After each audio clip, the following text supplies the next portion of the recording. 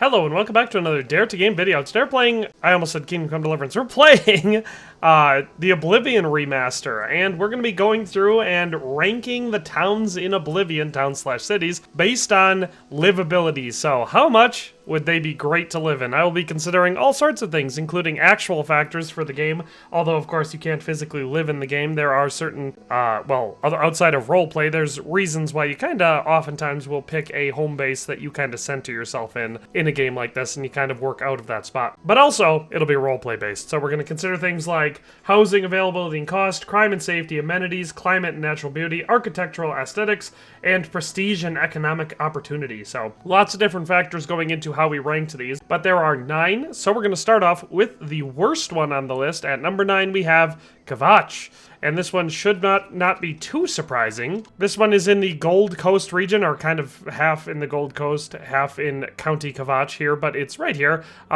in Oblivion, and it is, you know, for story reasons, obviously the worst place to live in. It had to take it by default, being, you know, destroyed by an Oblivion gate opened outside it by the followers of Mehrunes Dagon, a Daedric prince. It is, in fact, just a fiery rune that has been pretty much entirely destroyed and left a barren hellscape, with nothing but hostility inside of it. So, as far as picking a place to live, this one has to be the bottom of the list. There's really no other option. So that is why Kvatch definitely takes the number 9 spot, and unless you're some sort of an enterprising developer, I would say this one is definitely one to steer clear of. So that is number 9, Kvatch. Let's move on to number 8. At number 8, we have Bravil, or Braville, as it is possibly supposed to be pronounced. And this one, I feel like, definitely earns its number 8 spot. So we'll take a little tour through it as we're going through sort of the surface level stuff. This one's not as easy to rank as the last one, but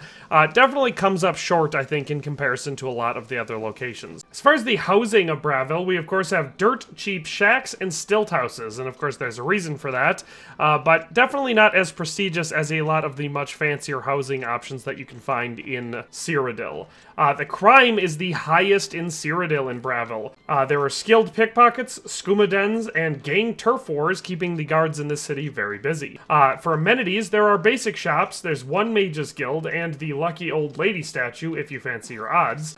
Climate and beauty for Bravil. Misty lower Niben marshes offer haunting sunrise views, but constant fog and sewage-laden rivers dent the livability in this town. As for architecture and prestige, leaning wooden tenements and rope bridges, more ramshackle shanty than shining city. So definitely a pretty low tier thing. There's one piece of architecture. I mean, I guess the castle is fine, but really just the shrine in here is the only thing that's somewhat impressive. The rest of it falls short of even Riften from Skyrim, so architecturally speaking, pretty unimpressive. Not a whole lot of great stores in the area, and nature can be nice if it's dry, but other than that, it's pretty gross, swampy. Wouldn't be a fun place to live. So Bravil takes the number 8 spot. And that brings us to number 7, Leoin. And this one is a border boomtown on the lower Niben. So you can see we're actually just down the stream, or I guess down the current from Bravil. And if Bravil's the worst, everything flows down towards Leoin. So it had to be pretty close to where, you know, we were going to rank that one. As far as housing in Leoin, there's a cheap riverfront cottage that's available for your purchase, but of course flood insurance is going to be essential at that cottage. As for amenities in Leyawiin, we are right on the border between provinces, so I guess that trade coming over the border may be a good advantage of living here. Other than that, the Khajiit Bazaar definitely spices up your weekends in a town like this, once again, being close to the border like that. As for crime, Leyawiin is not absent from it. Of course, we have a smuggling ring here that is thriving, and there's of course Border Watch being right on the border, and of course we have a harbor for skooma traffickers, because again, we're right by the border. So pretty much that going on, and that keeps the guards pretty stretched thin here. As for the climate and nature, it is very humid, mosquito-heavy marshes. Nevertheless, Blackwood offers exotic wildlife and fishing, so I guess if you're a naturalist, there's always that to look forward to right over the border. As for architecture in Leyawiin, nothing too particularly fancy. It's, I would say, probably best described as gloomy medieval, so we have timber-framed blocks, a pretty fun far cry from the white gold glamour of the Imperial City. But definitely a step up over Bravil, and that's why it takes the number 7 spot. So that's number 7. Let's move on to number 6. At number 6, we have Cheydinhal, tranquil canals with a shadowy undercurrent. This one can be found up in the upper right portion of Cyrodiil. We're up in the Heartlands next to the Blue Road, or the Blue Road leads us to Cheydinhal.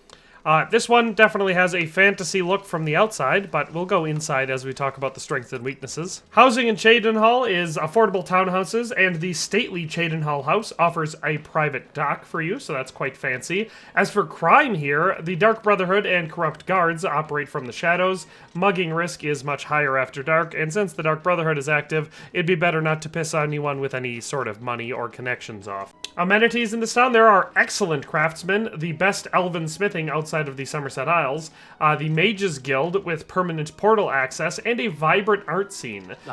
Pretty solid compared to the ones we've looked at so far. Climate and beauty of Cheydinhal is lush. Gentle rains feed the willow-lined canals. Lilac blooms carpet the countryside each spring. So definitely much prettier and a much more pleasant, I would say, climate than the ones that we've already looked at. So very mild and very scenic overall.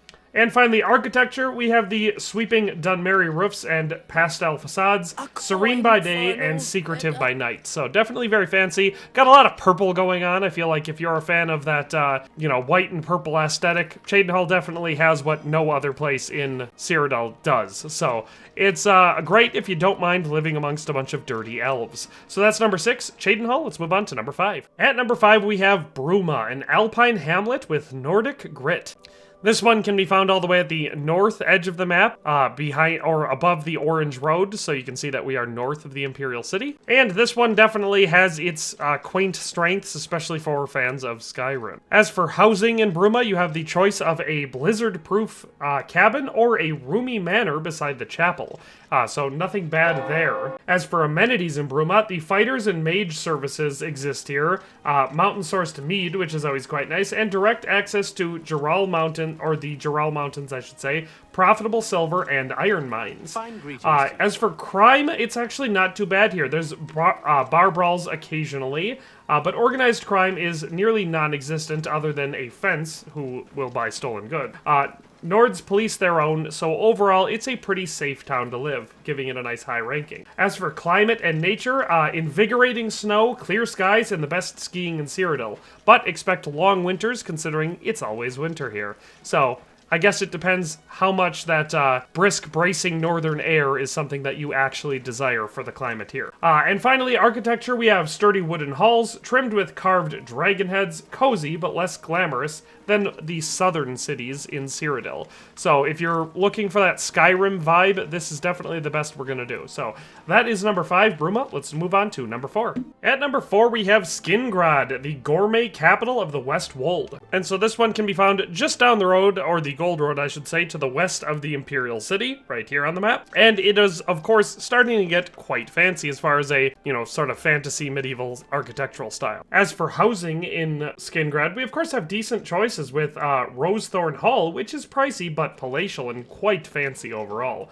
And then, of course, other townhouses running mid-range as far as price and fanciness. For amenities, there are 2 vineyards, the County Alchemist, gourmet cheese and wine markets, and of course, the Fighters Guild's most lucrative contracts are from Skingrad. As for crime, it is very low, though the nocturnal curfew and rumors about Count Hasseldor do keep nightlife subdued in the town. As for climate and beauty, it is sunny and dry during the day, which is of course perfect for viticulture. Golden crimson sunsets over Garlus, Age Ruin, make the sunsets equally beautiful. And of course, even on rainy days, the tight-knit streets are fun to explore and offer that urban city life that so many people are looking for. And of course, finally, architecture, soaring baked brick keeps and split-level stone terraces feel very refined and solid, offering refined architectural taste for the high Middle Ages. So that's number 4, Skingrad. Let's move on to number 3. At number 3, we have Chorrol, Oak-Shaded Foothill Retreat. So this one can be found just to the west, a little bit north of Skingrad, and to the west of Imperial City, up the Black Road, so not very far from Battlehorn Castle. This one is, of course, a little bit better than the last. I definitely like this one for various reasons. As for housing, the basic cottage is cheap, while Arborwatch is a roomy mansion with its own orchard. As far as crime is concerned, it is not bad. Countess Valga runs a tight ship. Bandit sightings are extremely rare, and the Thieves Guild and the Dark Brotherhood do not hold a whole lot of sway here. As for amenities, the Fighters and Mages Halls are available. There are renowned blacksmiths, and the Guild of Fighters headquarters is next door in Vilverin. As for climate and nature, there's crisp, temperate air, autumn colors, and direct access to the Great Forest's hiking trails. And lastly, for architecture and prestige, half-timbered Colovian houses circle an ancient great oak storybook charm without the tourist crowds. Chorrol is really one of the best looking cities in this game as far as a medieval high fantasy setting goes. So definitely awesome. As far as architecture is concerned, the climate is very mild and there's a lot to do and not a lot of people trying to kill you or rob you. So overall, a very good city. That would be an excellent choice to live in. So that's number 3. Let's move on to number 2. At number 2, we have Anvil, the sun-washed port on the Abekian Sea. This one can be found to the far west past the Imperial City, all the way down the Gold Road to the coast, again on the Abekian Sea. So, a very, very nice city bordering on a Mediterranean climate. You gotta love it. As far as housing is concerned, the spacious Venerus Manor becomes a bargain once you clear out its ghosts, and the dockside house is cheap and cheerful, so housing options are great in Anvil.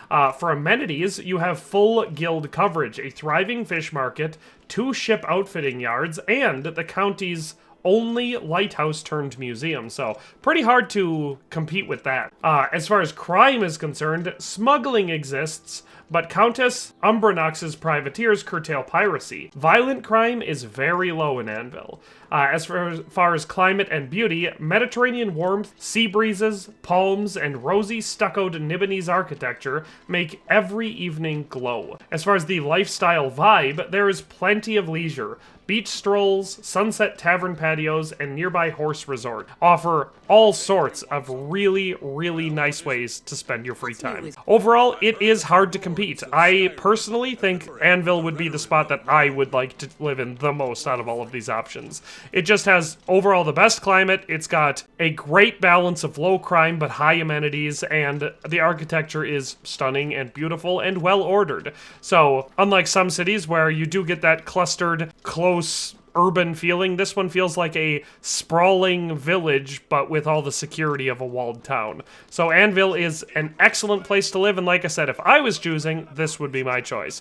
But let's move on to the objective overall #1 spot to live in Cyrodiil. And of course, at number 1, it should be no surprise that we have the Imperial City, Cyrodiil's glittering hub. This one can be found pretty close to the center of Cyrodiil. Obviously, it's the center by most standards, but the north and the south don't go nearly as far as the east and the west do. So basically, all roads lead to Rome. I mean, the Imperial City. So this one is, of course, impressive for so many reasons. The size, scale, architecture, everything is so much more than any of the other ones we've looked at. Even the most impressive on the list really don't stand much of a comparison to the giant, soaring walls and tall towers of the Imperial City. What do you need, champ? As far as available housing is concerned, there are just 2 options for you as the player. But owning both the cozy waterfront shack and the luxurious Talos Plaza Manor covers any budget and definitely offers options for a varied lifestyle. As far as the amenities are concerned, every single guild hall, except the Fighters Guild, are available in the Imperial City, and of course you also have the Arena Entertainment, 30+ shops, the Arcane University, and the most advanced infrastructure in all of Tamriel. As far as crime and security is concerned, of course there are pockets of thievery, with the Thieves Guild being very active in the Imperial City, but mostly just along the waterfront, yet To counter that, there is unmatched guard presence, and the watchtower network keeps violent crime very low, so security in this town is the absolute best in all of Cyrodiil. Climate and beauty, it has a mild central climate. There are breezes off of Lake Rumare, and panoramic sunsets behind the white gold tower make day-to-day life feel epic in both scope and scale. And of course, for prestige and architecture, marble colonnades, sky-piercing Aelid spire, a status symbol for anyone who cares how their address sounds. So if you're looking for prestige and a fancy lifestyle and architecture that is like no other in all of Cyrodiil, the Imperial City takes the cake all around. So that is my ranking of the 9 cities and or towns, however you want to label them, in Cyrodiil ranked, based on how good of a place they would be to live. I hope you enjoyed this video and found it entertaining. I would love to hear your ranking down below, or if you don't feel like doing a whole ranking, which one is your favorite? If you had to pick one of these cities to live in real life, which one would it be, and why? But that's all for today. I hope you enjoyed the video, and we'll see you next time. Thanks for watching another Dare to Game video. If you liked this video, please leave a like and a comment. If you haven't already, be sure to subscribe to the channel. If you like my content and would like to support this channel, consider becoming a member today for as little as $1.99 a month. It makes a huge difference. But in any case, thanks for watching and have a nice day. I'll see you next time.